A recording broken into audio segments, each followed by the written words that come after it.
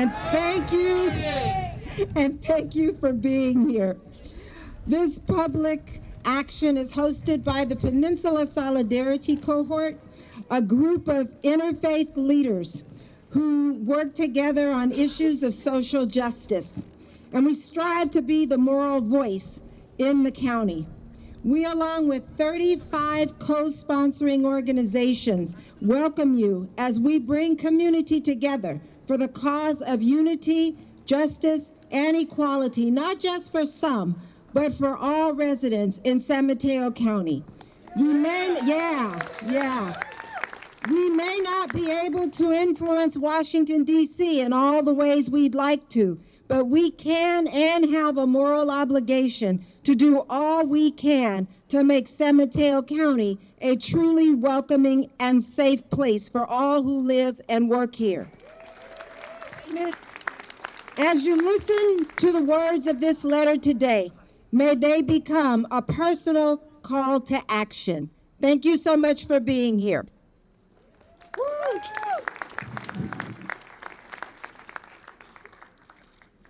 We are being careful since we are kissing the mic today to clean it, so all of you know. Thank you so much for being here. I'm the Reverend Tovis Page, minister at the Unitarian Universalists of San Mateo, and also, we have a great showing, also the program coordinator of the Peninsula Solidarity Cohort.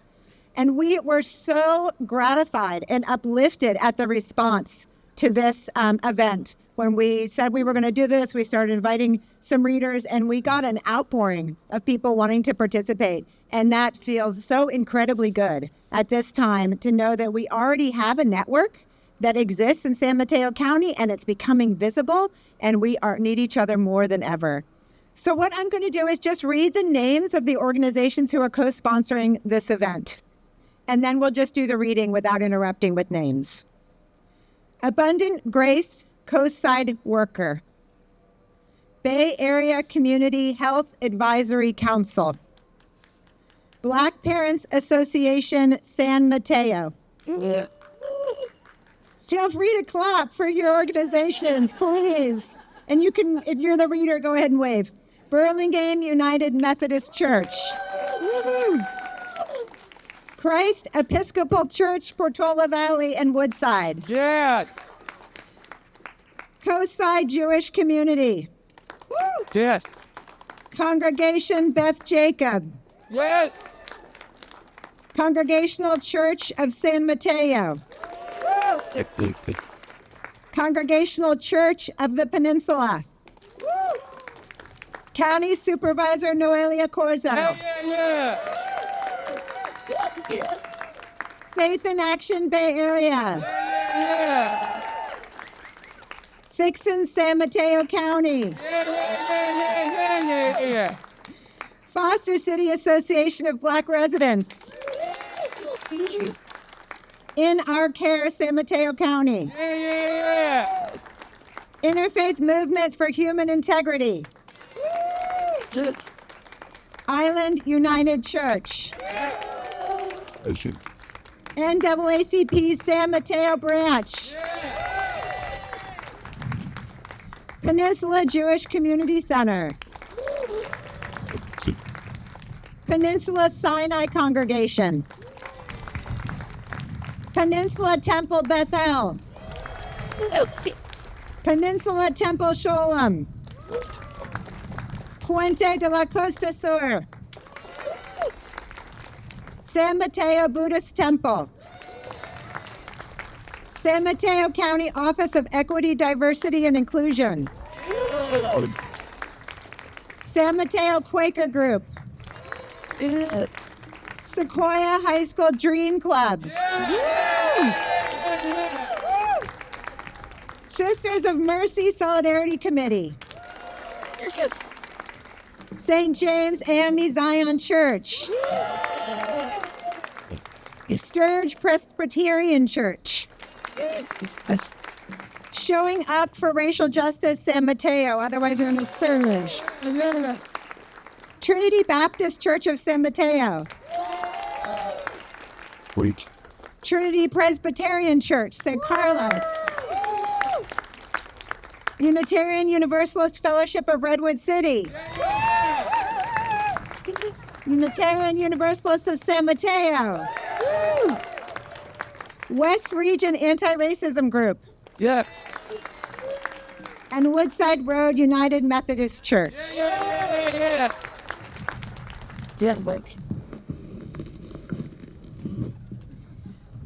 Team. Before we get into reading the words of Reverend Dr. Martin Luther King Jr., I want to set the context for that. From where he wrote his time 62 years ago. Before I do that, I want to thank the Reverend Tovis Page for putting so much effort into organizing so much of this behind the scenes. And I want to thank the Reverend Jim Matowski of the Congregational Church of the Peninsula, who could not be here today because he has pneumonia. But this was his idea, and we lift him up today. 1963, April 1963, a year that would see some real wins like the March on Washington in August of 63, and then the incredible tragedy of the bombing of 16th Baptist Church, where 4 young African-American girls were killed. Martin Luther King goes to Birmingham, the center of resistance and also the center of change. It was nicknamed Bombingham because so much violence was there. It's a city that is still in the grips of segregation. And Martin Luther King comes to help organize a boycott of the downtown department stores of one of their busiest time of year because they refuse to desegregate. It is home to one of the most corrupt and racist police departments in the entire country. Sheriff Bull Connor parades around town in a little white military tank and has pledged to use full force to dispose and to intimidate. King is under a court injunction not to organize and not to protest. The NAACP has been declared an illegal organization. 8 white liberal clergymen urge him to stand down and accuse him of being an interloper. This clergy coalition of Catholic, Protestant, and Jewish clergy advised King to cooperate with the evil civil, that was Freudian, sorry. Well, I apologize for that. With the civil authorities, and to wait for a more opportune time. They released their statement on Palm Sunday. On Good Friday, 5 days later, King and his colleagues decide to march peacefully. They break the law in order to preserve justice. clear. They're arrested immediately, and King is put into solitary confinement. While there, he scratches out on little pieces of paper with pencil stubs, on scraps of newspaper, toilet paper, whatever is available, the thoughts to come to him while he is in jail. He has no books, only his relationship with his God and his memory. His attorney smuggles out the scraps each day, and his secretary assembles them into the version of what you will hear today.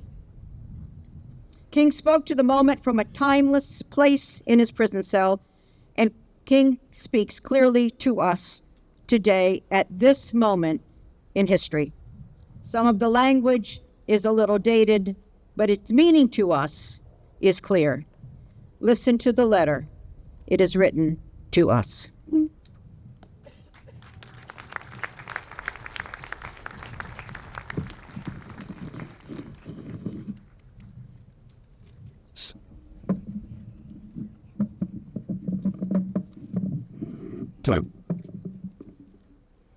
A call for unity.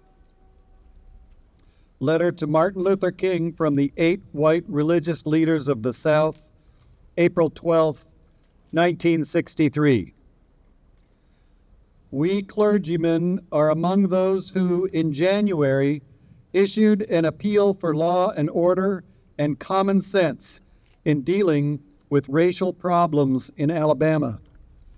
We expressed understanding that honest convictions in racial matters could properly be pursued in the courts, but urged that decisions of those courts should in the meantime be peacefully obeyed.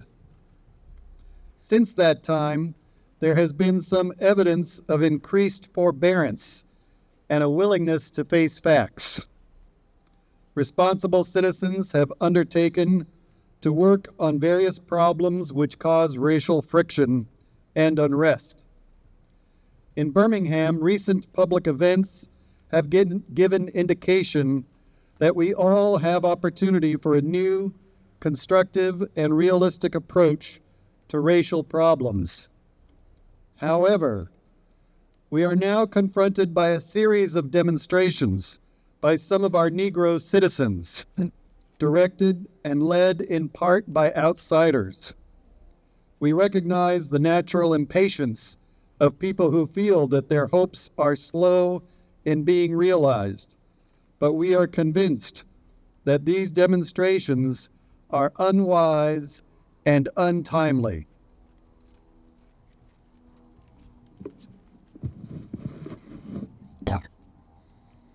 We agree rather with certain local Negro leadership, which has called for honest and open negotiation of racial issues in our area.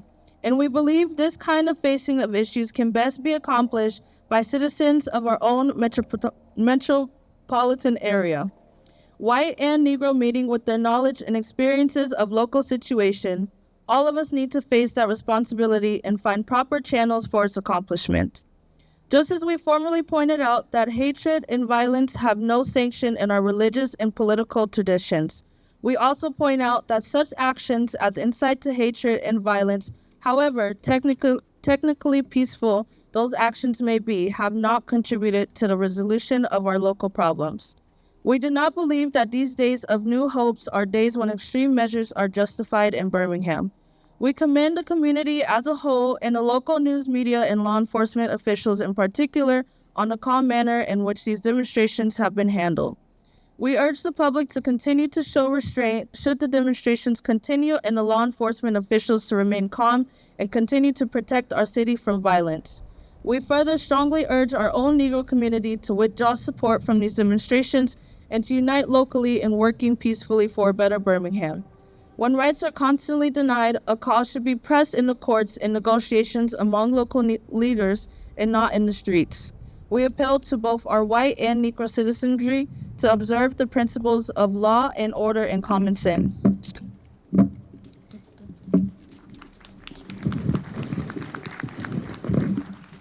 Continue to speak to this. August 1963. Letter from Birmingham Jail by Martin Luther King Jr. My dear fellow clergymen, while confined here in the Birmingham City Jail, I came across your recent statement calling my present activities unwise and untimely. Seldom do I pause to answer criticism of my work and ideas. If I sought to answer all the criticisms that cross my desk, my secretaries would have little time for anything other than such correspondence in the course of the day, and I would have no time for constructive work. But since I feel that you are men of genuine goodwill, and that your criticisms are sincerely set forth, I want to try to answer your statement in what I hope will be patient and reasonable terms. Wait. I think I should indicate why I am here in Birmingham, since you've been influenced by the view which argues against outsiders coming in. I have the honor of serving as president of the Southern Christian Leadership Conference, an organization operating in every southern state, with headquarters in Atlanta, Georgia. We have some 85 affiliated organizations across the South, and one of them is the Alabama Christian Movement for Human Rights. Frequently, we share staff, educational, and financial resources with our affiliates. Several months ago, the affiliate here in Birmingham asked us to be on call to engage in a non-violent direct action program if such were deemed necessary. We readily consented, and when the hour came, we lived up to our promise. So I, along with several members of my staff, am here because I was invited here.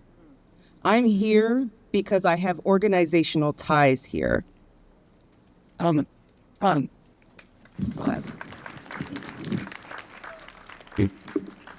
Beat. But more basically, I am in Birmingham because injustice is here.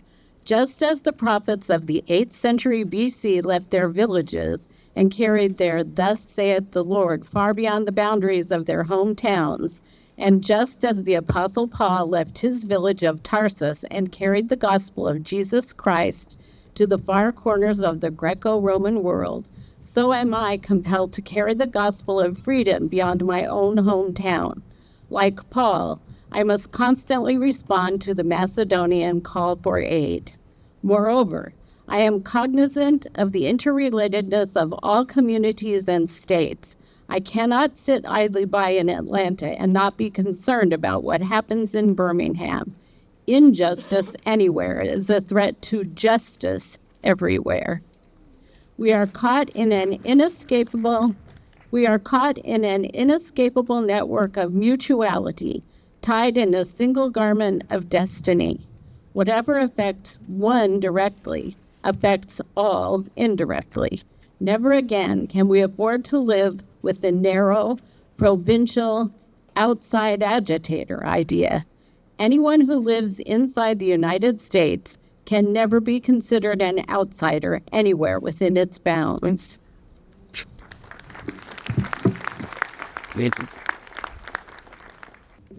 You deplore the demonstrations taking place in Birmingham, but your statement, I am sorry to say, fails to express a similar concern for the conditions that brought about the demonstrations.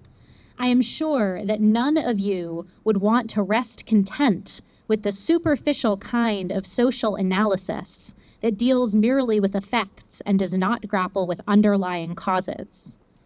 It is unfortunate that demonstrations are taking place in Birmingham, but it is even more unfortunate that the city's white power structure left the Negro community with no alternative.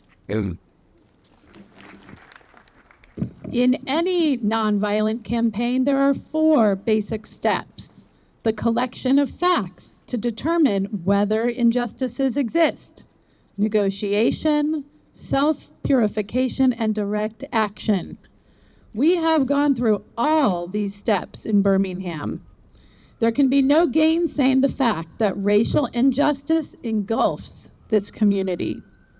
Birmingham is probably the most thoroughly segregated city in the United States. Its ugly record of brutality is widely known. Negroes have experienced grossly unjust treatment in the courts. There have been more unsolved bombings of Negro homes and churches in Birmingham than in any other city in the nation. These are the hard, brutal facts of the case. On the basis of these conditions, Negro leaders sought to negotiate with the city fathers, but the latter consistently refused to engage in good faith negotiation.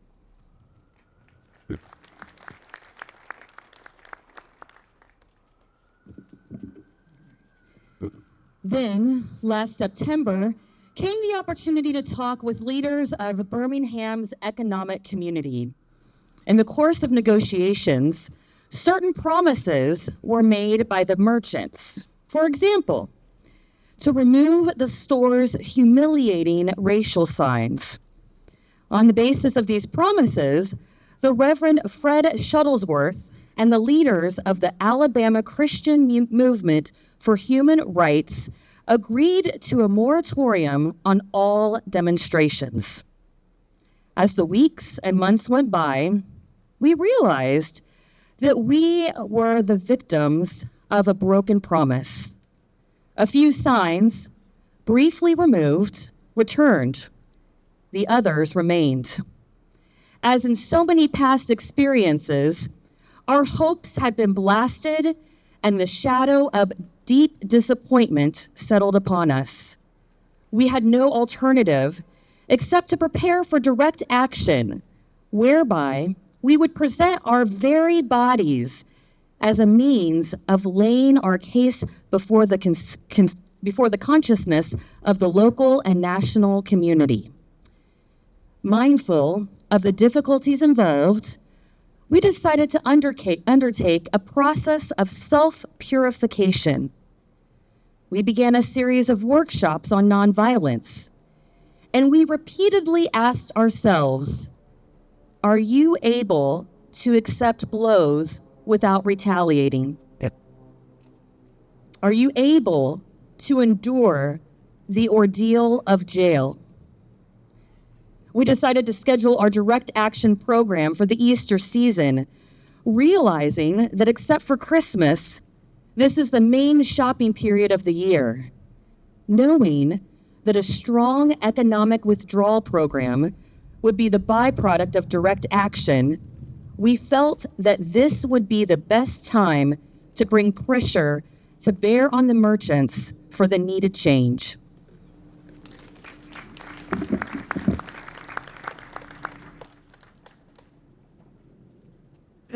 Then it occurred to us that Birmingham's mayoral election was coming up in March, and we speedily decided to postpone action until after Election Day.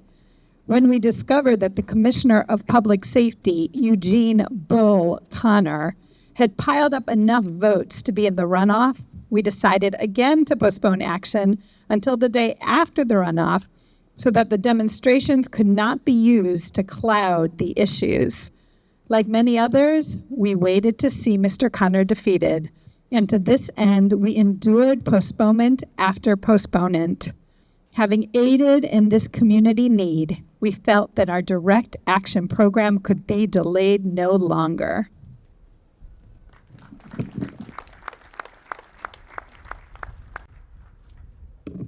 You may ask, why direct action? Why sit-ins, marches, and so forth?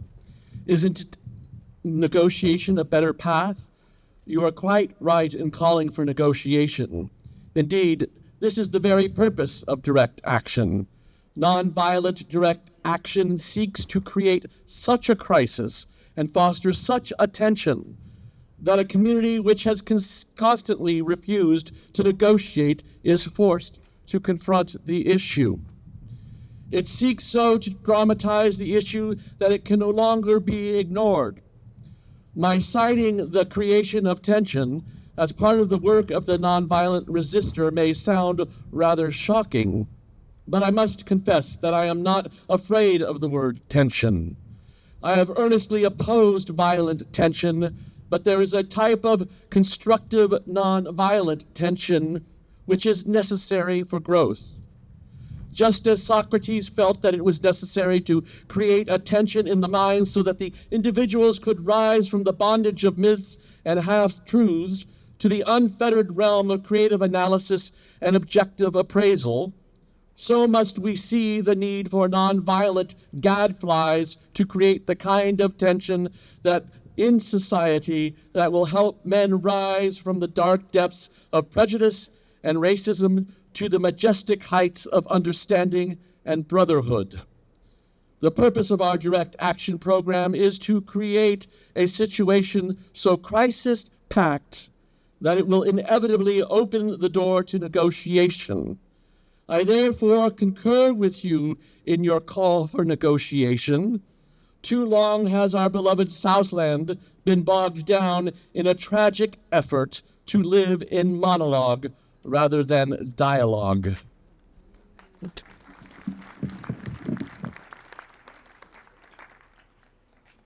Okay. One of the basic points in your statement is that the action that I and my associates have taken in Birmingham is untimely.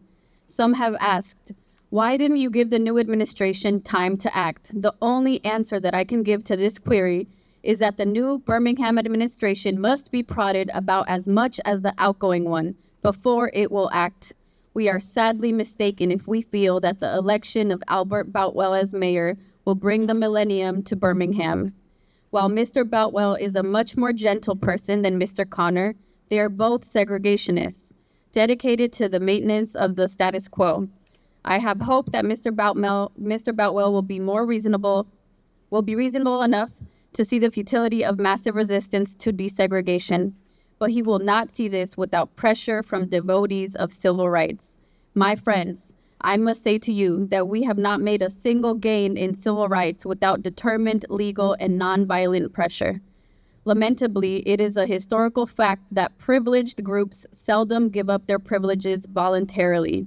Individuals may see the moral light and voluntarily give up their unjust posture, but as Reynold Niebuhr has reminded us, groups tend to be more immoral than individuals.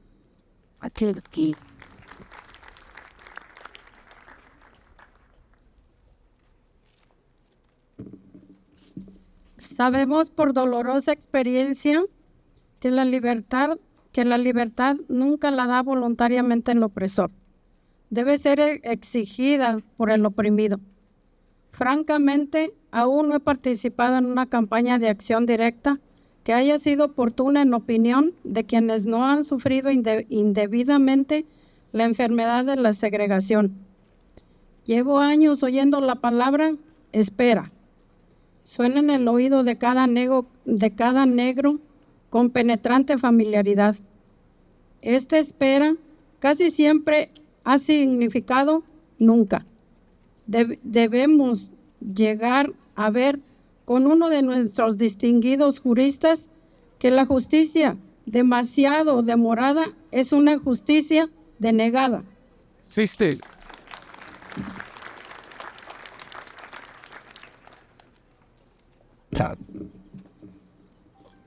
We know through painful experience that freedom is never voluntarily given by the oppressor. It must be demanded by the oppressed. Frankly, I have yet to engage in a direct action campaign that was well timed in the view of those who had not suffered unduly from the disease of segregation. For years now, I have heard the word wait. It rings in the ear of every Negro with piercing familiarity. This way has almost always meant never. We must come to see with one of our distinguished jurists. Justice too long, delay is justice denied. Yeah. Yes.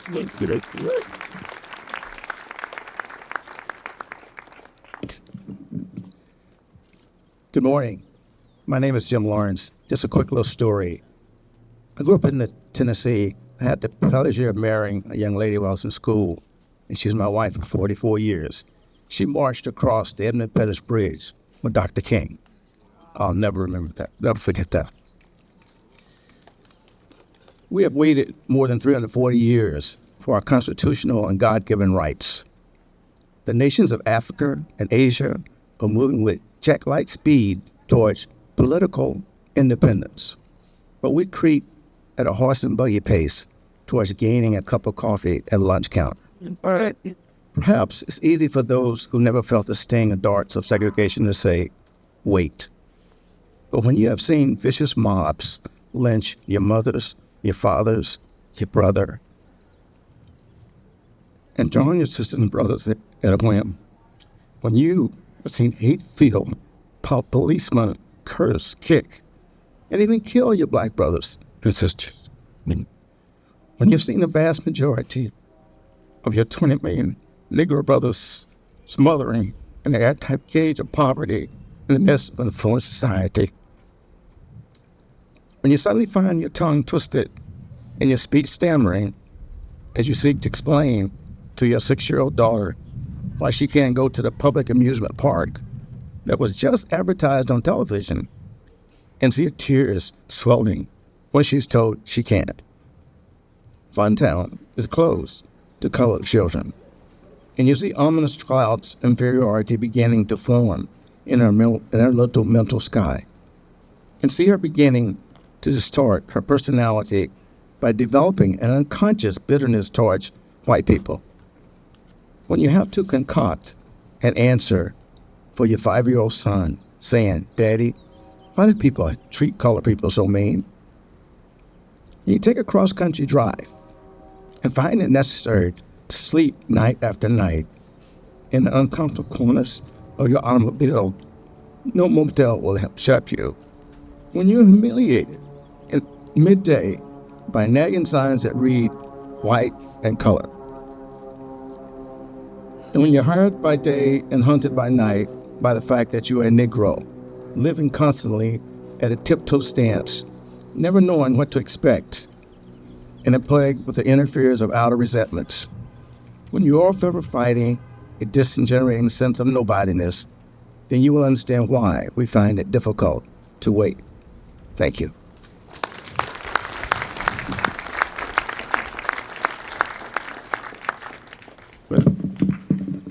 There comes a time when the cup of endurance runs over, and men are no longer willing to plunge into the abyss of despair. I hope, sirs, you can understand our legitimate and unavoidable impatience. You express a great deal of anxiety over our willingness to break laws. This is certainly a legitimate concern, since we so diligently urge people to obey the Supreme Court's decision of 1954 outlawing segregation in the public schools. At first glance, it may seem rather paradoxical for us consciously to break laws. One may well ask, how can you advocate breaking some laws and avoiding others? The answer lies in the fact that there are two types of laws, just and unjust. I would be the first to advocate obeying just laws. One has not only a legal but a moral responsibility to obey just laws. Conversely, one has a moral responsibility to disobey unjust laws. I would agree with St. Augustine that an unjust law is no law at all.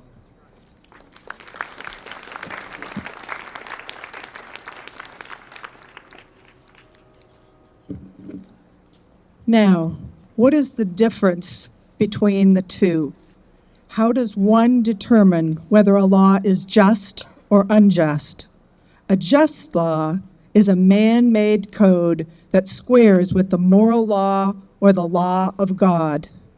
An unjust law is a code that is out of harmony with moral law.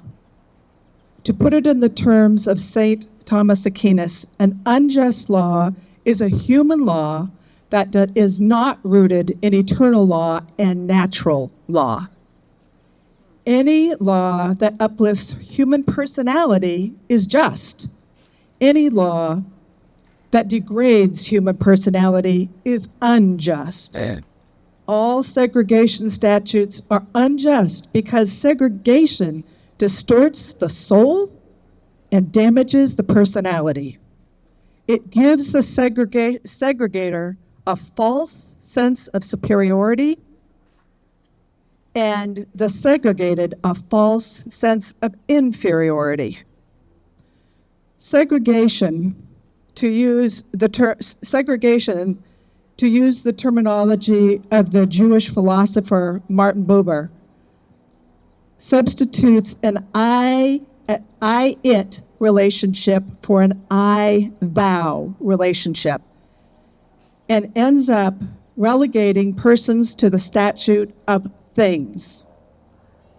Hence, segregation is not only politically, economically, and socially unsound, it is morally wrong and sinful. Paul Tillich has said that sin is separation. Is not segregation an existential expression of man's tragic separation, his awful estrangement, his terrible sinfulness? Thus, it is that I urge man to obey the 1954 decision of the Supreme Court, for it is morally right. And I can urge them to disobey segregation ordinances, for they are morally wrong.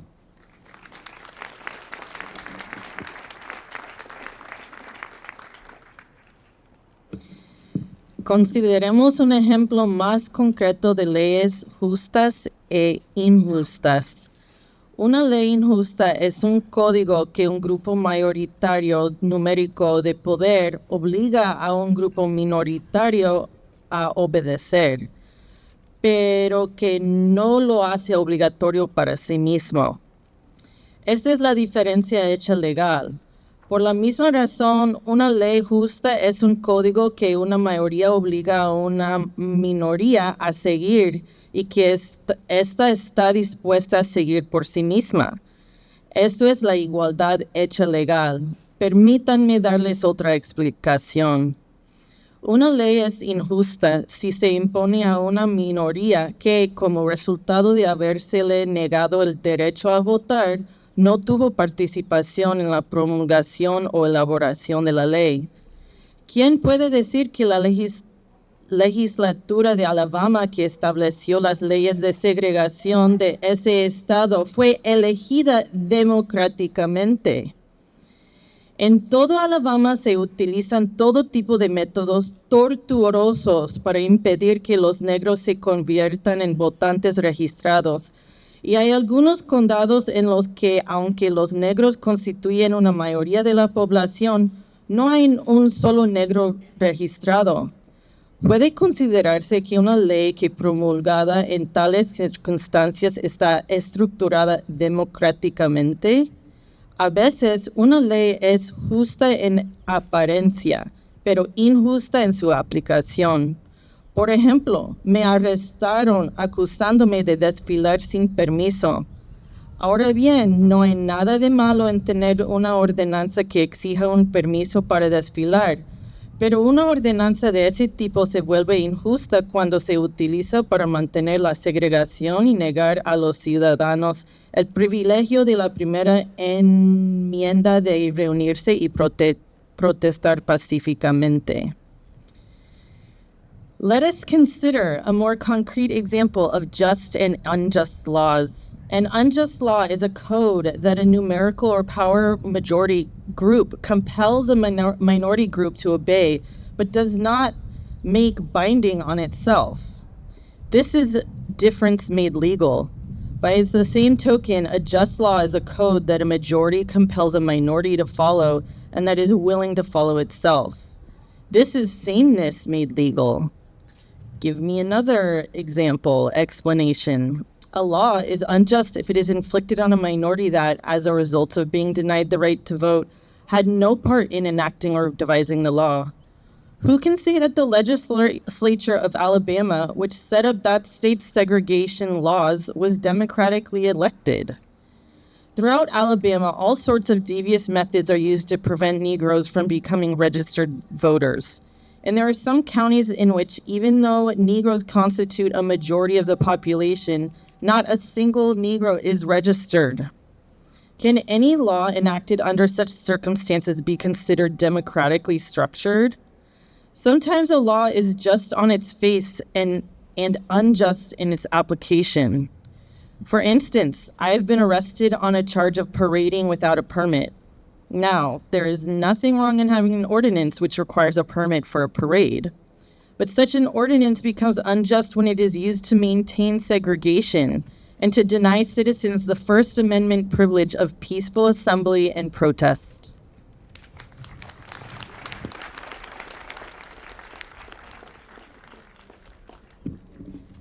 I hope you are able to see the distinction I'm trying to point out. In no sense do I advocate evading or defying the law, as would the rabid segregationist. That would lead to anarchy. One who breaks an unjust law must do so openly, lovingly, and with a willingness to accept the penalty. I submit that an individual who breaks a law that conscience tells him is unjust and who willingly accepts the penalty of imprisonment in order to arouse the conscience of community over its injustice is in reality expressing the highest respect for law. Of course, there is nothing new about this kind of civil disobedience. It was evidenced sublimely in the refusal of Shadrach, Meshach, and Abednego to obey the laws of Nebuchadnezzar on the ground that a higher moral law was at stake. It was practiced superbly by the early Christians who were willing to face hungry lions and the excruciating pain of chopping blocks rather than to submit to certain unjust laws of the Roman Empire. To a degree, academic freedom is a reality today because Socrates practiced civil disobedience. In our own nation, the Boston Tea Party represented a massive act of civil disobedience.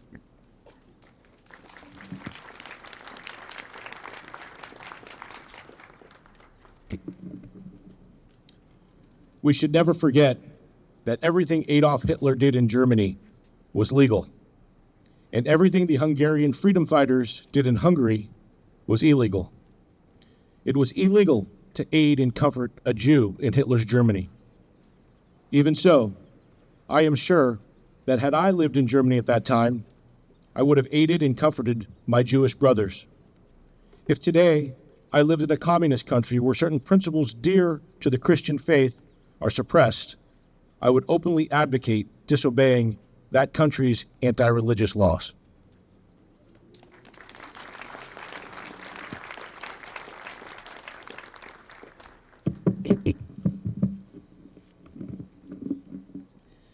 I must make two honest confessions to you, my Christian and Jewish brothers. First, I must confess that over the past few years, I've been gravely disappointed with the white moderate. I have almost reached the regrettable conclusion that the Negro's great stumbling block in his stride for freedom is not the white citizens' counselor or the Ku Klux Klanner, but the white moderate, who is more devoted to order than to justice, who prefers the negative peace, which is the absence of tension, to a positive peace, which is the presence of justice, who constantly says,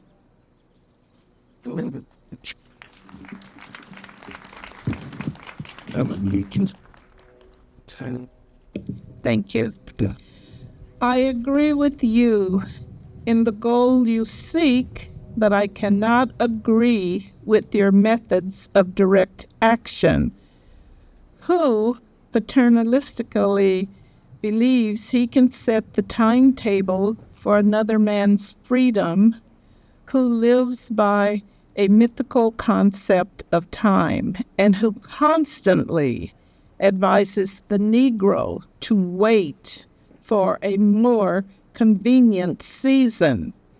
Shallow understanding from people of goodwill is more frustrating than absolute misunderstanding from people of ill will. Lukewarm acceptance is much more bewildering than outright rejection. And thank you for coming in.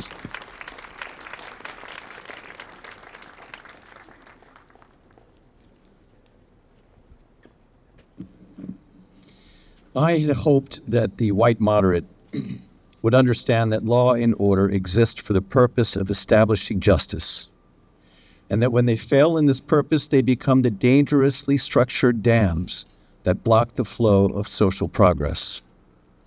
I had hoped that the white moderate would understand that the present tension in the South is a necessary phase of the transition from an obnoxious negative peace, in which the Negro passively accepted his unjust plight, to a substantive and positive peace, in which all men will respect the dignity and worth of human personality. Actually, we who engage in nonviolent direct action are not the creators of tension. We merely bring to the surface the hidden tension that is already alive. We bring it out in the open, where it can be seen and dealt with, like a boil that can never be cured so long as it is covered up, but must be opened with all its ugliness to the natural medicines of air and light.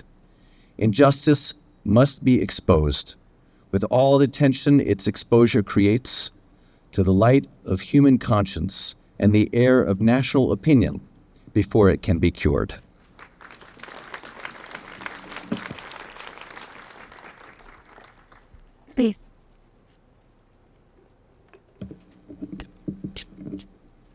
In your statement, you assert that your actions, even though peaceful, must be condemned because they precipitate violence.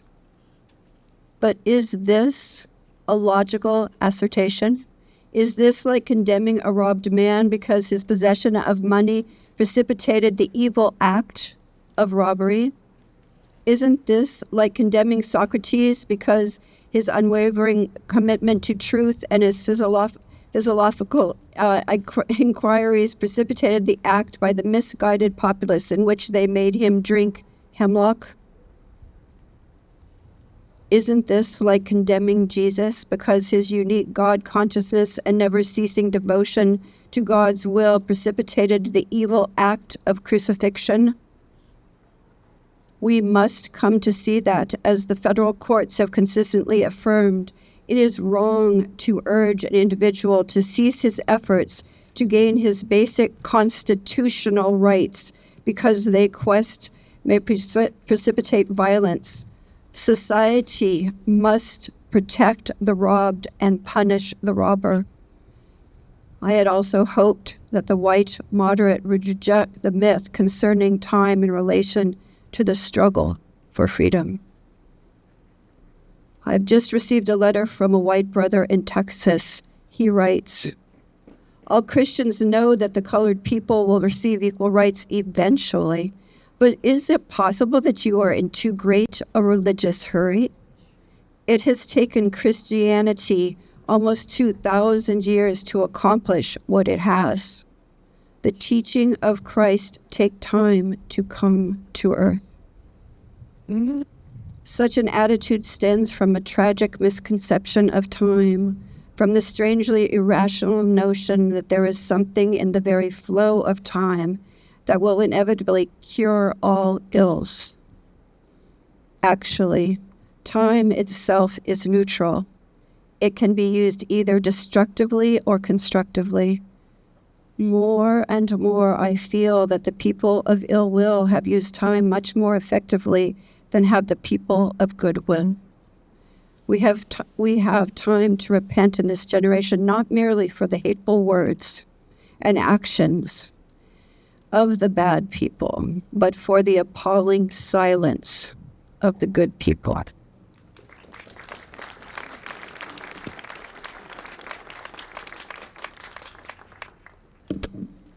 Human progress never rolls in on wheels of inevitability. It comes through the tireless efforts of men willing to be co-workers with God. And without this hard work, time itself becomes an ally of the forces of social stagnation. We must use time creatively in the knowledge that the time is always ripe to do right. Now is the time to make the real promise of democracy and transform our pending national elegy into a creative psalm of brotherhood. Now is the time to lift our national policy from the quicksand of racial injustice to the solid rock of human dignity.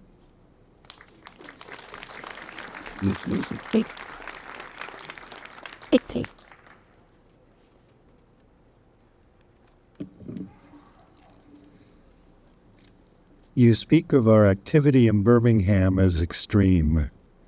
At first, I was rather disappointed that fellow clergymen would see my nonviolent efforts as those of an extremist. I began thinking about the fact that I stand in the middle of two opposing forces in the Negro community. One is a force of complacency, made up in part of Negroes who, as a result of long years of oppression, are so drained of self-respect and a sense of somebodyness that they have adjusted to segregation. And in part of a few middle-class Negroes who, because of a degree of academic and economic security, and because in some ways they profit by segregation, have become insensitive to the problems of the masses. The other force is one of bitterness and hatred, and it comes perilously close to advocating violence. It is expressed in the various black nationalist groups that are springing up across the nation, the largest and best known being Elijah Muhammad's Muslim movement. Nourished by the Negro's frustration over the continued existence of racial discrimination, this movement is made up of people who have lost faith in America, who have absolutely repudiated Christianity, and who have concluded that the white man is an incorrigible devil.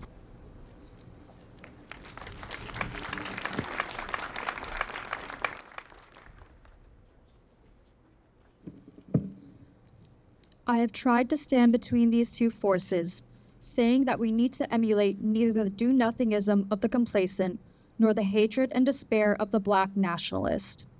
For there is the more excellent way of love and nonviolent protest. I'm grateful to God that, through the influence of the Negro Church, the way of nonviolence has become an integral part of our struggle. If this philosophy had not emerged, by now many streets of the South would, I am convinced, be flowing with blood.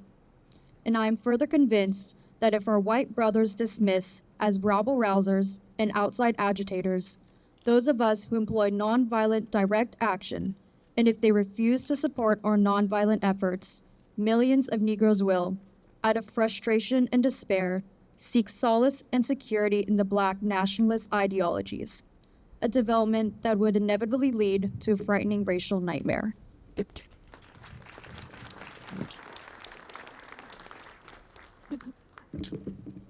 Oppressed people cannot remain oppressed forever.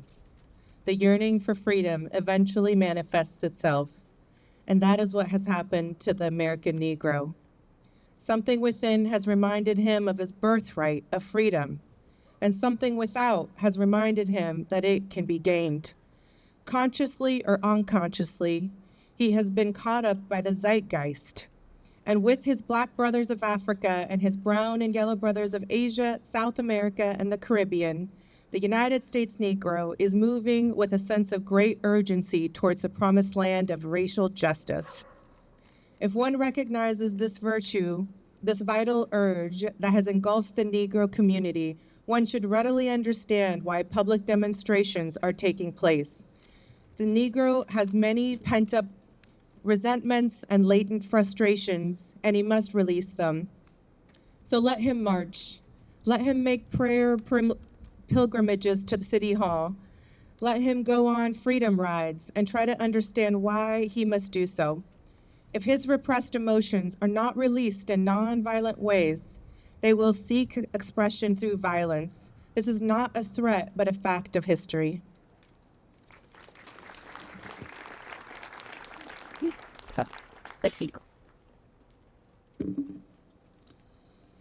So I have not said to my people, get rid of your discontent.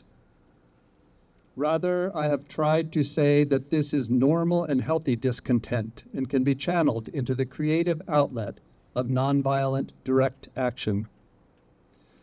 And now this approach is being termed extremist. But though I was initially disappointed at being categorized as an extremist, as I continued to think about the matter, I gradually gained a measure of satisfaction from the label. Was not Jesus an extremist for love? Love your enemies. Bless them that curse you. Do good to them that hate you. And pray for them which despitefully use you and persecute you. Was not Amos an extremist for justice? Let justice roll down like waters and righteousness like an ever-flowing stream. Was not Paul an extremist for the Christian gospel? I bear in my body the marks of the Lord Jesus. Was not Martin Luther an extremist? Here I stand. I cannot do otherwise, so help me God. And John Bunyan. I will stay in jail to the end of my days before I make a butchery of my conscience. And Abraham Lincoln. This nation cannot survive half slave and half free. And Thomas Jefferson. We hold these truths to be self-evident, that all men are created equal. So the question is not whether we will be extremists, but what kind of extremists we will be. Will we be extremists for hate or love? Will we be extremists for the preservation of injustice or for the extension of justice?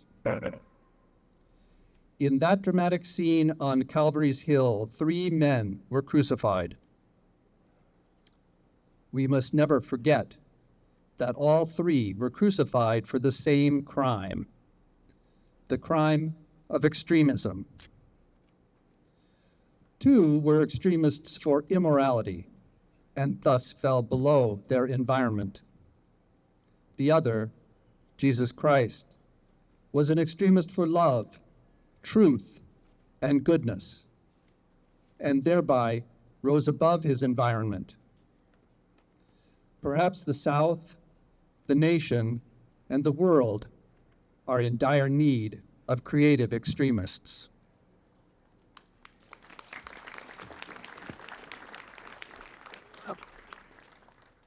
I had hoped that the white moderate would see this need. Perhaps I was too optimistic. Perhaps I expected too much.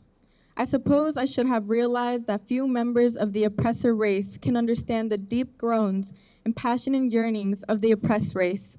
And still, fewer have the vision to see that injustice must be rooted out by strong, persistent, and determined action.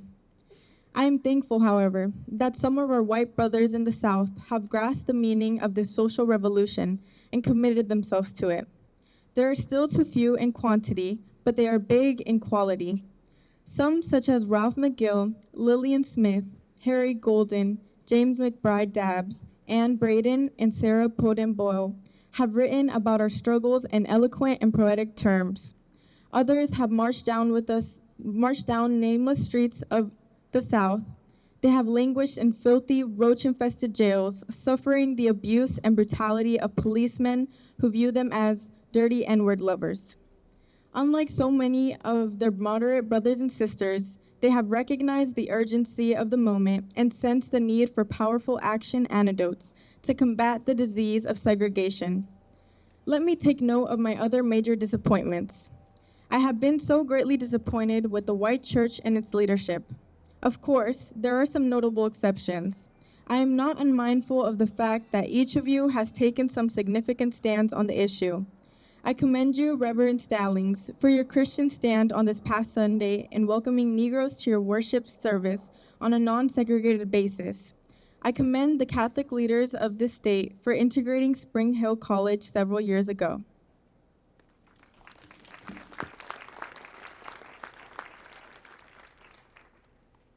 But despite these notable exceptions, I must honestly reiterate that I have been disappointed with the church. I do not say this as one of those negative critics who can always find something wrong with the church. I say this as a minister of the gospel who loves the church, who was nurtured in its bosom, who has been sustained by its spiritual blessings, and who will remain true to it for as long as the cord of life shall lengthen. When I was suddenly catapulted into the leadership of the bus protests in Montgomery, Alabama a few years ago, I felt we would be supported by the white church. I felt that white ministers, priests, and rabbis of the South would be among the strongest allies. Instead, some have been outright opponents, refusing to understand the freedom movement and misrepresenting its leaders. All too many others have been more cautious than courageous and have remained silent behind the aestheticizing security of stained glass windows. In spite of my shattered dreams, I came to Birmingham with the hope that white religious leadership in this community would see the justice of our cause and with deep moral concern would serve as the channel through which our grievances could reach power structure. And I hoped that each of you would understand. But again, I have been disappointed.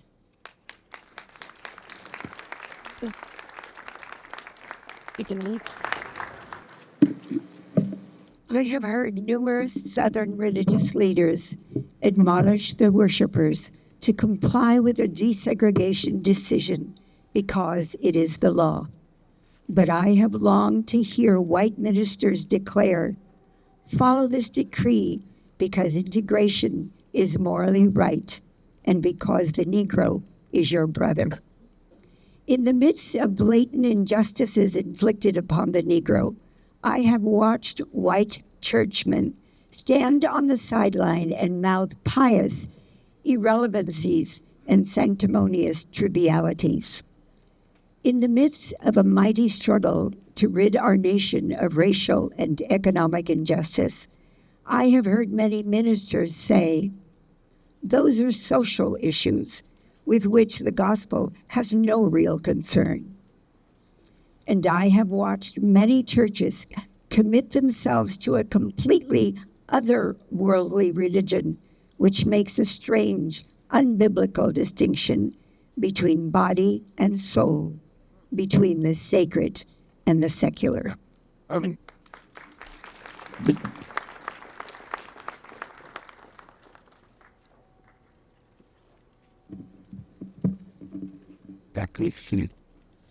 I have traveled the length and breadth of Alabama, Mississippi, and all the other southern states. On sweltering summer days and crisp autumn mornings, I have looked at the South's beautiful churches with their lofty spires pointing heavenward. I have beheld the impressive outlines of her massive religious education buildings. Over and over, I have found myself asking, what kind of people worship here? Who is their God? Where were their voices when the lips of Governor Barnett dripped with words of interposition and nullification? Where were they when Governor Wallace gave a clarion call for defiance and hatred? Where were their voices of support when bruised and weary Negro men and women decided to rise from the dark dungeons of complacency to the bright hills of creative protest?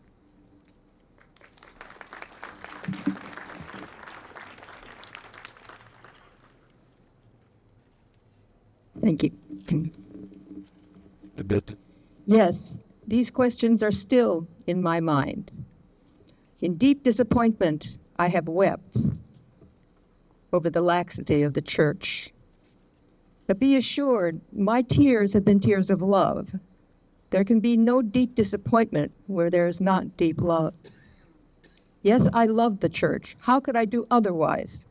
I am in the rather unique position of being the son, the grandson, and the great-grandson of preachers. Yes, I see the church as the body of Christ. But oh, how we have blemished and scarred that body through social neglect and through fear of being nonconformist. There was a time when the church was very powerful, in the time when the early Christians rejoiced at being worthy to suffer for what they believed. In those days, the church was not merely a thermometer that recorded the ideas and principles of popular opinion. It was a thermostat that transformed the mores of society. Whenever the early Christians entered a town, people in power became disturbed and immediately sought to convict the Christians for being disturbers of the peace and outside agitators. But the Christians pressed on in the conviction that they were a colony of heaven, called to obey God rather than man. Small in number, they were big in commitment. They were too God-intoxicated to be astronomically intimidated. By their effort and example, they brought an end to such ancient evils as infanticide and gladiatorial contests. Things are different now. So often the contemporary church is a weak, ineffectual voice with an uncertain sound. So often it is an arch defender of the status quo.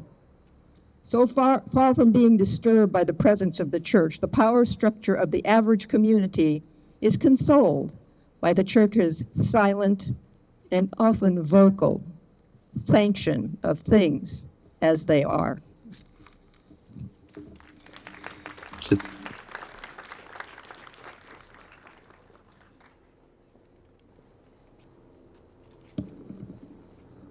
But the judgment of God is upon the church as never before.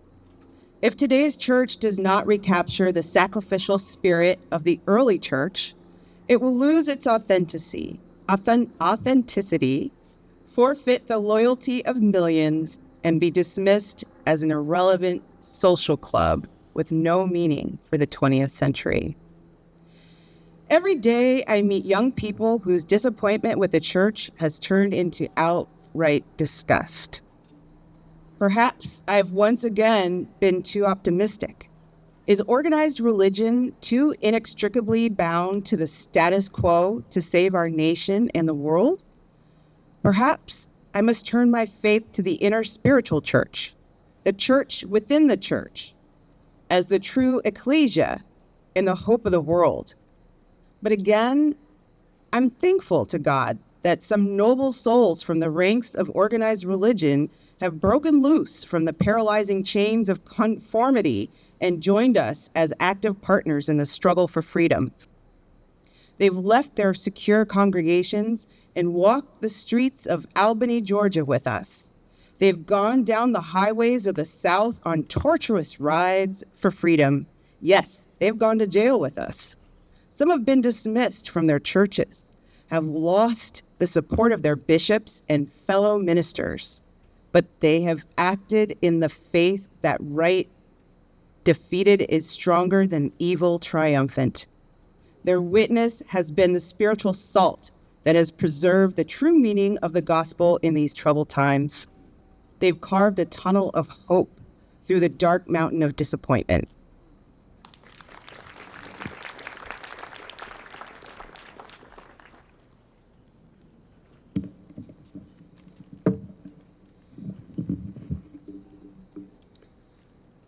I hope the church as a whole will meet the challenge of this decisive hour. But even if the church does not come to the aid of justice, I have no despair about the future. I have no fear about the outcome of our struggle in Birmingham, even if our motives are at present misunderstood. We will reach the goal of freedom in Birmingham and all over the nation, because the goal of America is freedom. Abused and scorned though we may be, our destiny is tied up with America's destiny. Before the Pilgrims landed at Plymouth, we were here. Before the pen of Jefferson etched the majestic words of the Declaration of Independence across the pages of history, we were here. For more than 2 centuries, our forebears labored in this country without wages. They made cotton king. They built the homes of their masters while suffering gross injustice and shameful humiliation. And yet, out of a bottomless vitality, they continued to thrive and develop. If the inexpressible cruelties of slavery could not stop us, the opposition we now face will surely fail.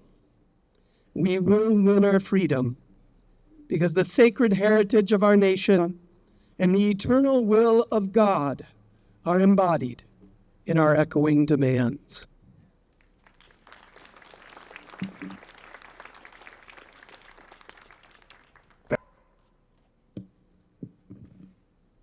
Before closing, I feel impelled to mention one other point in your statement that has troubled me profoundly. You warmly commended the Birmingham police force for keeping order and preventing violence. I doubt that you would have so warmly commended the police force if you had seen their dogs sinking the teeth into unarmed, non-violent Negroes. I doubt that you would so quickly commend the policemen if you were to observe their ugly and inhumane treatment of Negroes in our city jail. If you were to watch them push and cuss old Negro women and young Negro girls, if you were to see them slap and kick old Negro men and young boys, if you were to observe them, as they did on 2 occasions, refuse to give us food because we wanted to sing our grace together, I cannot join you in the praise of the Birmingham Police Department.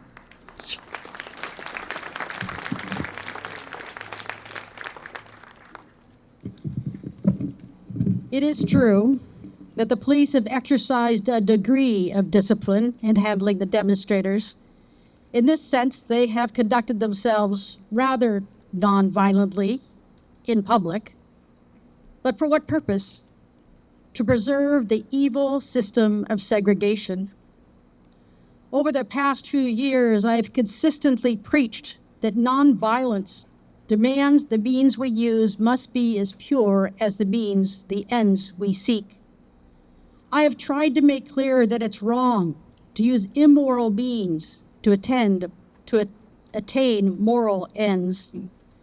But now, I must affirm that it's just as wrong, and perhaps more so, to use moral means to preserve immoral ends. Perhaps Mr. Connor and his policemen have been rather nonviolent in public, as was Chief Pritchett in Albany, Georgia, but they have used the moral means of nonviolence to maintain the immoral end of racial injustice. As T.S. Eliot has said, the last temptation is the greatest treason, to do the right thing for the wrong reason.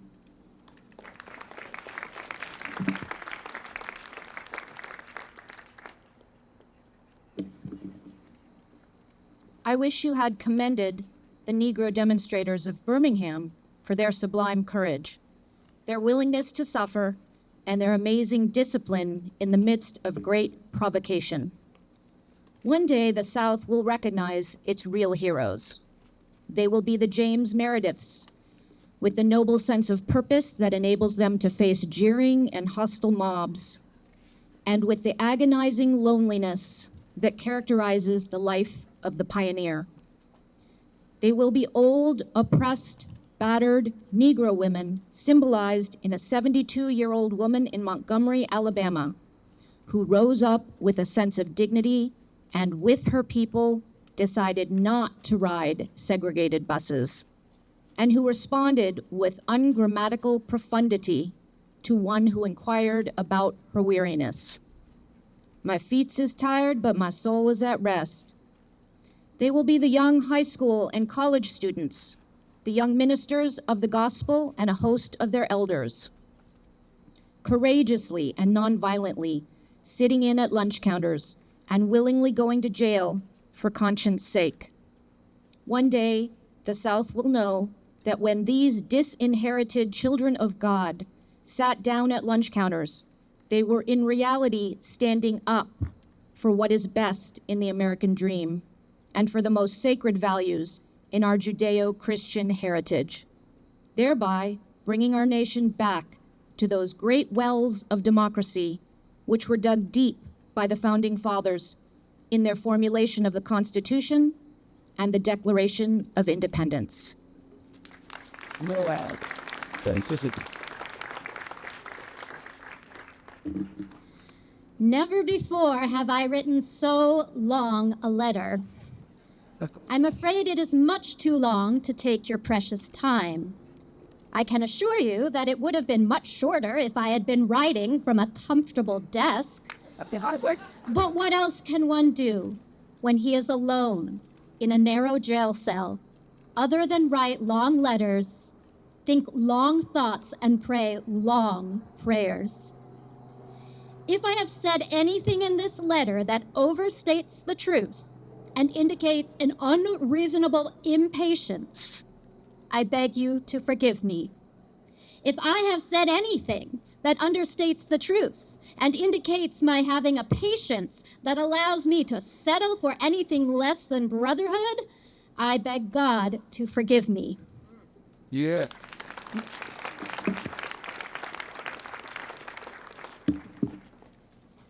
I hope this letter finds you strong in the faith.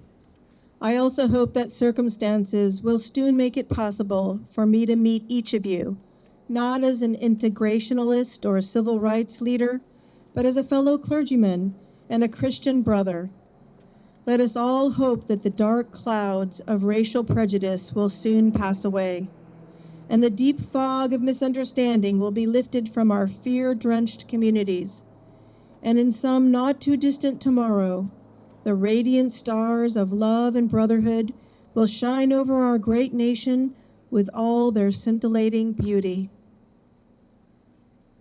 Ours for the cause of peace and brotherhood, Martin Luther King, Jr.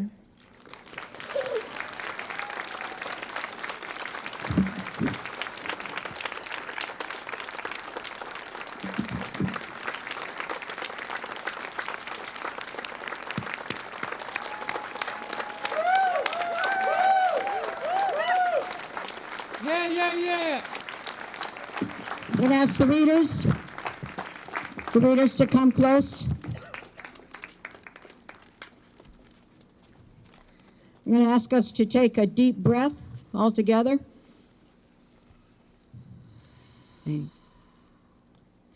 To breathe in the spirit of moral clarity, the extremism of love, the spirit of self-sacrifice, and the spirit of joy and resilience that this letter, this timeless, beautiful letter embodies. On behalf of the Peninsula Solidarity Cohort, we want to thank you for being here today.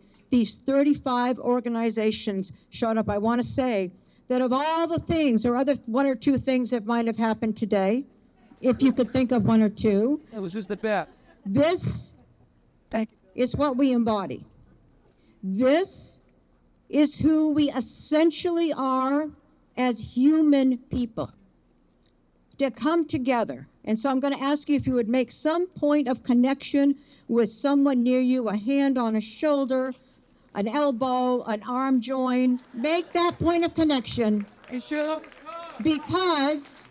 Because we are connected in an inescapable network of mutuality. And we cannot do anything by ourselves, but together, there's nothing that we cannot do. So in this time, we go in the spirit of Martin Luther King Jr. to let justice roll down like the waters, and righteousness and moral clarity like an ever-flowing stream. And whenever you feel discouraged, get the picture of this in your mind in San Mateo County, because this is the face of San Mateo County, and this is the face of San Mateo County.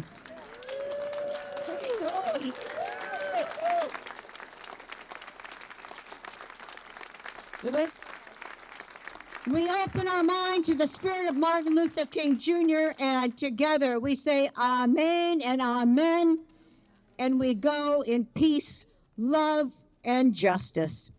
Be well, my friends.